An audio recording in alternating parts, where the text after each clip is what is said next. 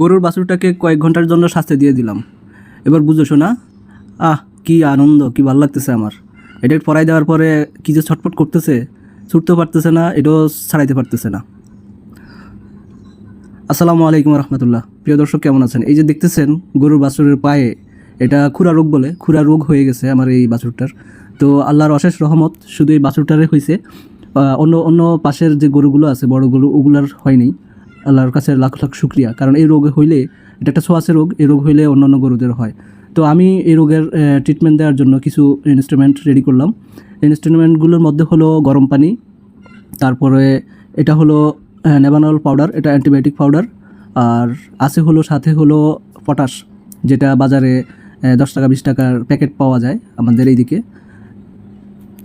তারপরে নিলাম হলো কামুর।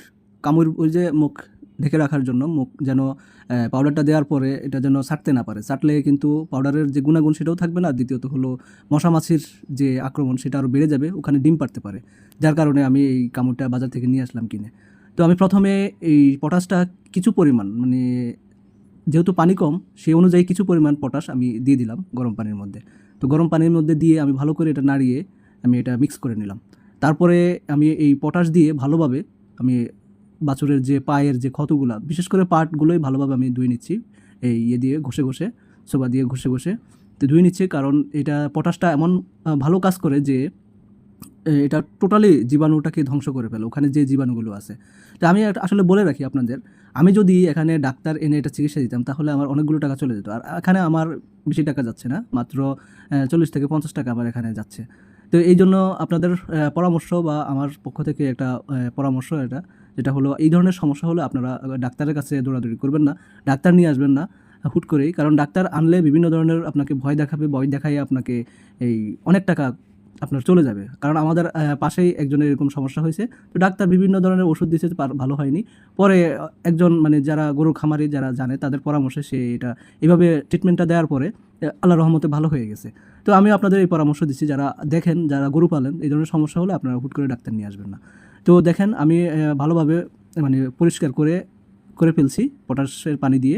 এখন একটু শুকনা কাপড় দিয়ে আমি একটু মুছে নিচ্ছি, যেন পানিটা যে আছে এটা যেন একটু শুকাই যায়, বা আমার যেন ওখানে পানি না থাকে। তো পানি না শুকানোর পরে, তারপরে মোছার পরে এখন পাউডারটা দিয়ে দিচ্ছি। পাউডারটা এমনভাবে দিচ্ছি যেন আমার ওই যে দুই পায়ের যে পায়ের যে খুরা, দুই খুরা থাকে, ওই খুরার চিপায়ের মধ্যেও ঘা আছে, যেন ওখানে ভালোভাবে প্রবেশ করে পাউডারটা। তারপরে আমি এই কামড়টা আমি বেঁধে দিচ্ছি, যেন ওখানে ওখানে না ছাড়তে পারে, জিব্বা না লাগাইতে পারে। জিব্বা লাগাইলেই ওখানে রোগ জীবাণু আবার ভালোভাবে বাসা বাঁধবে। আর যতক্ষণ পর্যন্ত এটা হবে, ততক্ষণ পর্যন্ত আমাকে এই মানে জীবাণুগুলো ধ্বংস হবে আর ওই জায়গাটা ভালোভাবে জীবাণুমুক্ত হবে, ততক্ষণ পর্যন্ত আমি এই কামড়টা বেঁধে রাখতেছি। তো কিছু কিছু জায়গায় দেখলাম যে এখনও ফাঁকা আছে, সেই জন্য আমি ভালোভাবে পাউডারটা দিয়ে দিচ্ছি। তো দেখেন এই যে দিয়ে দিচ্ছি। তো আপনাদের বলবো, আপনারা কিন্তু এটা করে দেখবেন। আল্লাহ রহমতে আমার এই বাছুরের এখন আর পায়ের ঘা নেই।